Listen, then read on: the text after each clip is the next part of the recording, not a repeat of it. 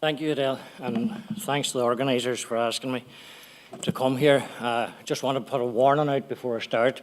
I retired in 2014, so I have done nothing up until today, so I'm probably going to be very rusty, but be patient with me.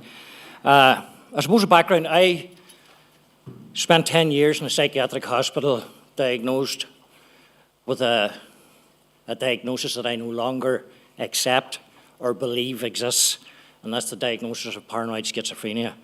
I think that paranoid schizophrenic diagnosis belongs in the world of a long and distant dark society called psychiatry. It's no longer acceptable in this day and age that we classify people with diagnoses that we don't understand or believe. A lot of us within services and outside of it don't believe. So I'm going to put that out there to start with, first of all.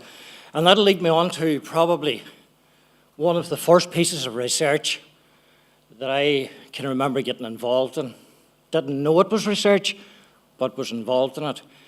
I recovered from this thing they called schizophrenia, and I recovered with other peers, people who had made the same journey and found their own way out, and assisted and helped me to move on from being a schizophrenic to being Paddy McGowan again.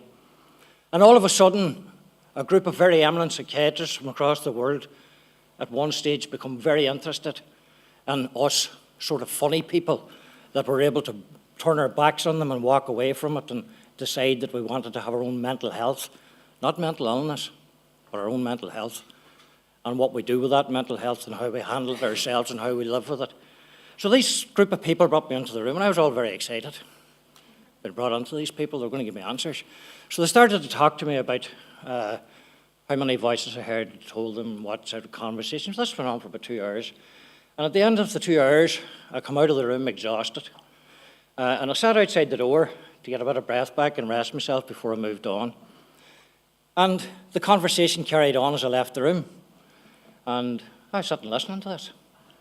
And it was actually interesting sitting and listening to it.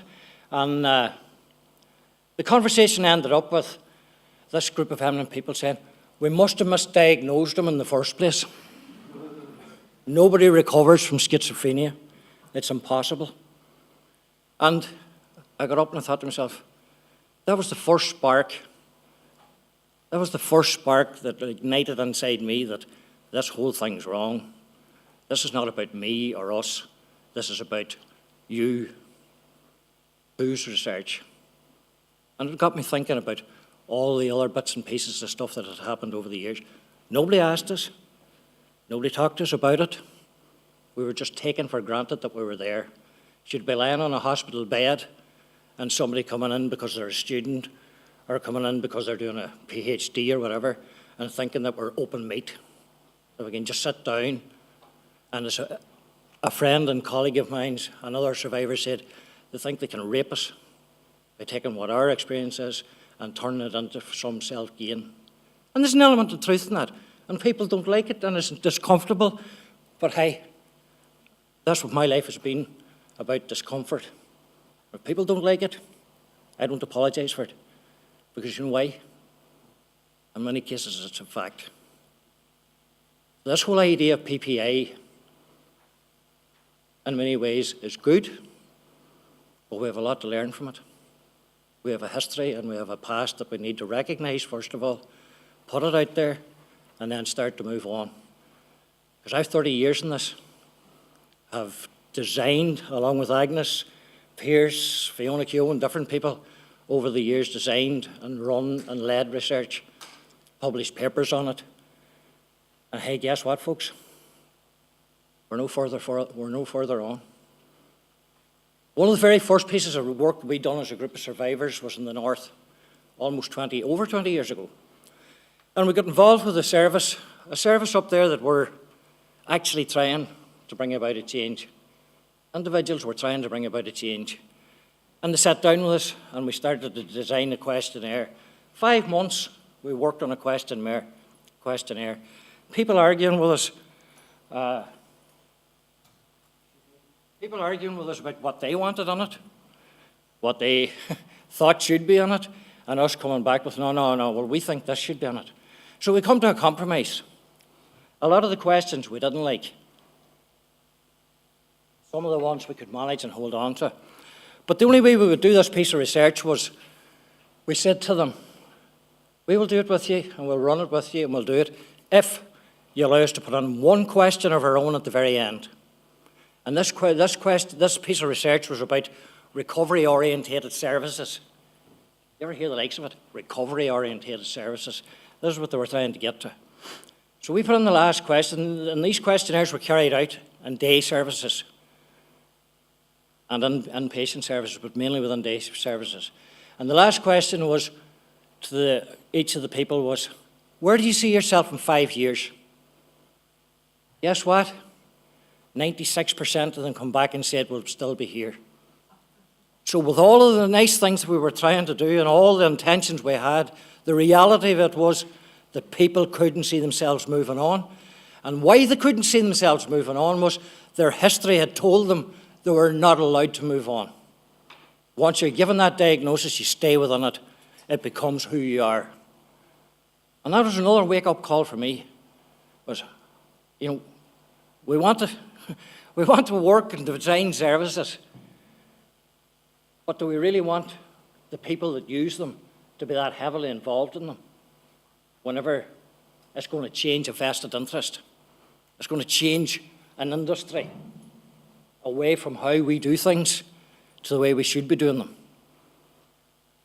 And that was a wake-up call for me. So then we've carried on down through the years and done several pieces of work and research, user-led research. We would talk about emancipatory research.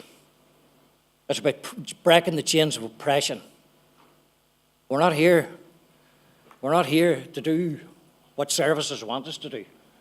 We're here to try and make some sort of an understanding that we need to be central to what's happening. For the very simple fact that we talk, and the whole world's buzzing about this idea of recovery. And recovery is there for everyone. It's not. Recovery, essentially, if we were to go back to it, essentially the whole idea of recovery within mental health wasn't something, well, it was a group of survivors 25, maybe 30 years ago, sat down, a group of us from all over the world, and we started to talk about all of the things that were happening, Like, only last week we hear the mental health inspectorate coming out and talking about the hostels that we have. And people not being able to make a cup of tea, locked doors, locked wardrobes. Hey folks, that was in the institution. Well, we brought that institution out and we set it up in the hostels. And we brought the staff with us that were there, done nothing about changing how they worked and put them back in to do the same things. What do you want? You know, so all of the research that we give them that time about in 2001 after the Mental Health Act was do not go down the road of setting up hostels and moving people out just to get them clear them out of institutions. The research was there, very clear. There was a number of challenges within it. It was how we were going to train staff to change that. Pierce Finnegan, you remember the arguments we had here 20 years ago on this very university about how we were going to move things on in Mayo. You took up the challenge and moved it on. But the reality of it was the research that we have done over the years has not been valued. And it's not valued because it's not seen as evidence-based. But then the argument I would put is, whose evidence do you want? Is it our evidence through our life experience and our own narratives? Or is it the narrative that defines how a mental health service runs and what way it should be run? So the challenge is very simple. If you want research and you want to play the game of research, play it at a fair and even level. Every piece of research that I've ever been involved with, and I won't do any research unless there's service users, survivors, taking the lead role in it. The first question we sit down when we're working with an organisation is the funding, because the people that are doing that research, plus the people who are researching, the people who go out to, we pay them money, we give them a fee. Why do we do that? To value their experience, to value their input, to value their life story within that research. And unless you start from there, you can't have credibility. Not in my eyes, or not in the community that I come from. Because for too long, we have been an oppressed people that stay silent. Those days, thankfully, are changing. So the challenge here is, how do we actually make this happen? 20 years ago, or 2001, we set about with a vision for change. Brilliant document, Fiona was on at the time. I was the only survivor on that whole group. And we brought about a document after a long time of argument and putting together. And it's great, but we have never been able to do anything with it. Still sitting on a shelf. We're the greatest country in the world for doing research. We're the greatest country in the world for writing reports and documents. I was just looking at home lately. I have over 2,000 documents that I've been involved in, sitting together, and they're going into the fire next week. Because they've done nothing. They've done absolutely nothing. You know, they were great at the time. There was a great buzz around them. Great crack doing them. Photographs and all the rest of it. And all the other shite that goes along with it. But what has it actually done? I'd be a liar to stand up here and say that it has made a significant difference. It hasn't. Why is it not? Because we go back to last week. Well, as long as there's one person who has a mental health diagnosis or a mental illness diagnosis, whatever you want to call it, that's still within a residential centre, that hasn't got their liberty, respect, or their dignity, then we've done nothing. We've done nothing. Absolutely nothing. And I don't want to take the shine of anybody's work, but the reality of it is we need to make things happen. We need to move past the talking to action. But for that action, we need people behind us pushing, because it's a hard push for us alone. And the likes of Agnes over the years has helped us. Agnes, Fiona and a few others about, there's very few academic researchers that we are actually work along with or are happy to work along with, because they understand us. They understand where we're coming from, and they understand where we're trying to get to. Thanks for your time, folks.